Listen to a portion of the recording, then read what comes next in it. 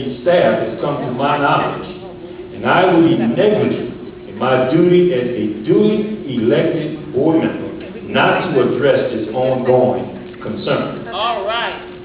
The Orleans Parish School Board, controlled by a few white board members and the administration, are intentionally discriminating against our employees performing essentially the same function by promoting and paying the white employees excessively higher salaries than the black employees solely based on race.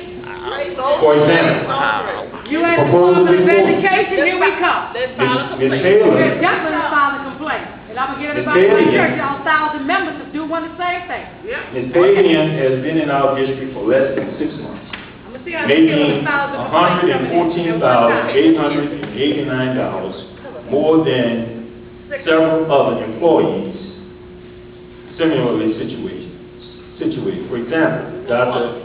Rosalind Dennis, 30 years or more of service. Dr. Armand Devizan, 30 years or more of service. Don't matter. The unnecessary We creation got to be twice as good. and padding of salary for a charter school liaison whose deputy superintendent does not and will not benefit the Orleans Parish School Board because that position serves no useful function, considering the fact that the state took and refuses to return our schools, regardless of demonstrated progress. This illegal hire and padding of whites only salaries on its face of growing financial difficulties constitutes intentional discrimination of other employees and bankrupting the school district at best. I want a copy of that. These illegal position creation and salary padding done without the human resources knowledge or sufficient for the federal and the State Department of Justice or a federal and State Department of Justice investigation. Young people, y'all go to jail. Ms. Fabian, the method of hiring Ms. Fabian is illegal and unfair and is an unfair salary pay and is offensive to her federal employees and can be best analyzed in this fashion. For example, analysis of salary disparity and or discrimination by years of service based on race. Mr. Stan Smith, our CFO, has been in the district for 5 years. His academic qualification is an undergraduate degree. If you have more, please correct me. He earns $160,000 salary, and he's now being promoted as, well, he earns $145,000 salary, and is now slated to be the interim superintendent, who is white. Overseer. And failed 6 months. Her academic qualification is that of a master's degree, and she serves as executive director of charter schools at a salary of $114,889. I could have done that. You wouldn't even have to give me She's white. Mr. Herman Tate, 5 years, a master's degree candidate, earns $97,763 as executive director, and he is a black male. Oh, yeah. Well, Dr. Rosalind Dennis, why? 'Cause he black. 30 years of service, holds a doctorate degree. Job title is Director of Special Education. She earns $112,151. And she's a black female. Yeah, black female. Dr. Armand Devizan, 30 years of service, holds a doctorate degree.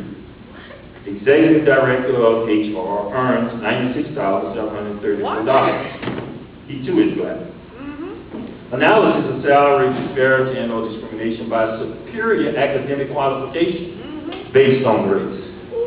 Stan Smith, 5 years, undergraduate degree, slated to earn $160,000 as interim superintendent, and he is white. Ms. Taylor, 6 months, master's degree, slated to earn $145,000 as the deputy superintendent, and she is white. Not that girl.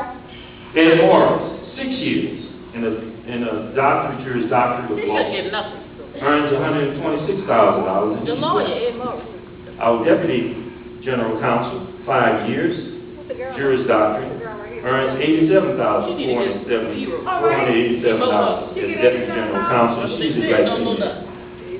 And the guy with the master's degree. Armor Bright, recently hired a month ago as a Juris Doctorate, You cool with the executive director of our DPE program, and he earns $82,349, and he is black.